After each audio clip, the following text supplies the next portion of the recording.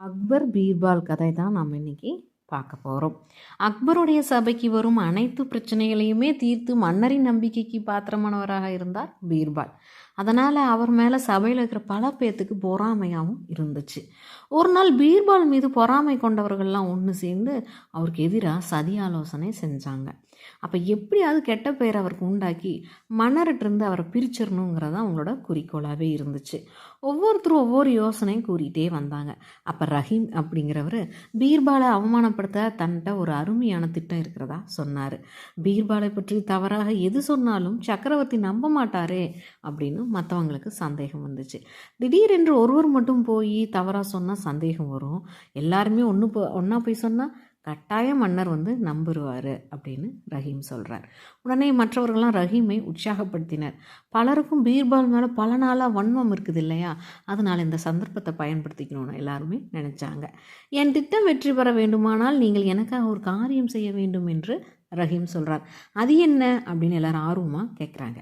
நாளைக்கு நீங்கள் அனைவருமே வழக்கப்படி குறித்த நேரத்தில் தர்பாருக்கு வந்துருங்க, நான் மட்டும் லேட்டாக வரேன், தாமதமாக வரேன், நான் ஏன் வரலை அப்படின்னு சொல்லி சக்கரவர்த்தி உங்களெல்லாம் கேட்பார். அப்போ உடனே ரஹீம் ஒரு பயங்கரமான குற்றத்தை தன் கண்களால் பார்த்து விட்டார். அது அவருடைய மனதை மிகவும் பாதித்து விட்டது. அதனால் அவர் தாமதமாக வருகிறாருன்னு நீங்கள் சொல்லிடுங்க. பிறகு நான் அது என்ன ஏதுங்கிறதெல்லாம் விளக்கம் சொல்லிக்குவேன் அப்படின்னு ரஹீம் சொல்லியாச்சு. உடனே எல்லாரும் நீ சொன்னால் சரிப்பா அப்படின்னு சொல்லி சம்மதிச்சுட்டு அவங்கவுங்க வீட்டுக்கு போயிடுறாங்க. மறுநாள் தர்பாரும் கூடிருச்சு. பீர்பாலில் உட்பட எல்லாருமே கரெக்டான டைமுக்கு தர்பாருக்கு வந்துடுறாங்க. ரஹீம் மட்டும் வரவே இல்லை. அக்பர் தர்பாரில் நுழைஞ்சதுமே எல்லாருமே எந்திரிச்சு சலாம் போடுறாங்க. அக்பரும் புன்னகிச்சுக்கிட்டே அவரோட ஆசனத்தில் போய் உட்காந்துடுறாரு. அப்படியே எல்லாத்து மேலேயும் ஒரு பார்வை விடுறார். அதுக்குள்ளே ஒருத்தர் எந்திரிச்சு, பிரபு, ரஹீம் இன்று தாமதமாக வருவதற்கு தங்களிடம் அனுமதியை கேட்டுட்டாரா அப்படின்னு கேட்குறார். தாமதமாக வர என்ன காரணம் அப்படின்னு அக்பர் கேட்குறார். ஒரு பயங்கரமான குற்றத்தை தன் கண் முன்னே நடக்க கண்டுட்டாரு. இதனால் அவருடைய உடல் சோர்ந்து விட்டுருச்சு. ஆகையால் இன்றைக்கி கொஞ்சம் தாமதமாக வருவதாக சொன்னாருன்னு. சற்று நேரத்தில் ரஹீமும் வந்துட்டார்.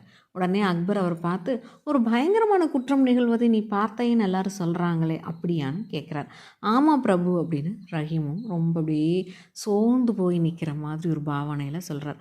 அது என்ன குற்றம், யார் செஞ்சாங்கன்னு, அதை எப்படி என் வாயால் சொல்கிறது பிரபு அப்படின்னு சொல்கிறேன். உங்களுக்கு ரொம்ப நம்பிக்கைக்குரிய ஒரு ஆளான, உங்கள் அபிமானத்திற்கு பாத்திரமான ஒருத்தர் எப்படி என் வாயால் சொல்லுவேன் பிரபுன்னு சொல்கிறாங்க.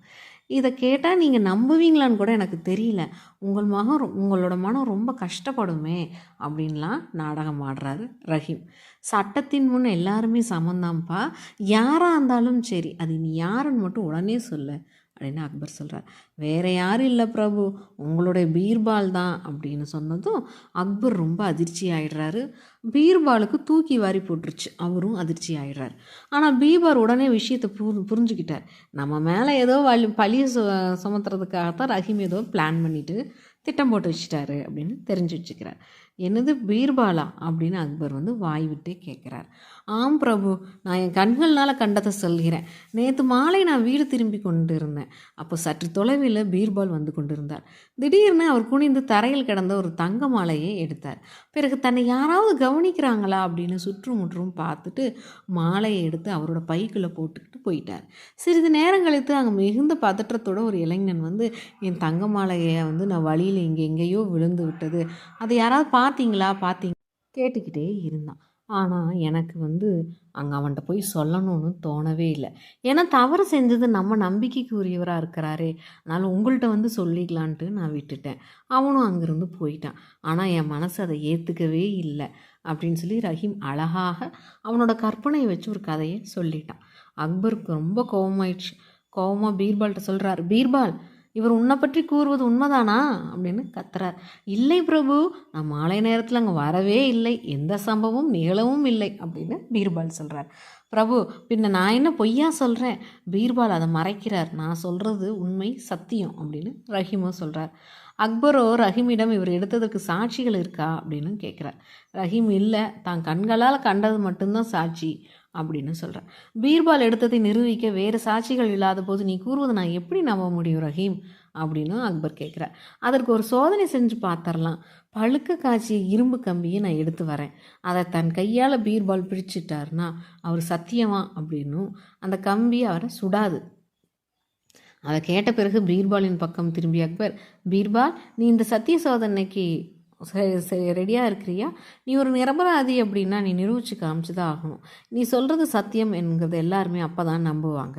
அதே மாதிரி ரஹீம் கூறுவதையே நீ செஞ்சு தான் ஆகணும் அப்படின்னு சொல்கிறார். பீர்பால் என்னோட மூளைக்கு ரொம்ப விரைவாக வேலை செய்ய ஆரம்பிச்சிருச்சு.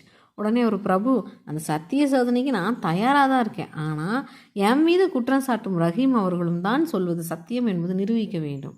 அது எப்படி, அவர் என்ன செய்ய வேண்டும் அப்படின்னு அக்பர் கேட்குறார். பழுக்க காய்ச்சி இரும்பு கம்பியை ரஹீம் முதலில் தன் கைகளால் பிடிச்சு கொண்டு அவர் கூறுவதை உண்மை என்று நிரூபிக்கட்டும். அப்புறம் பிறகு என்னிடம் தர வேண்டும். நான் எடுக்கவில்லை என்று நிரூபிக்கிறேன் என்றார் பீர்பால்.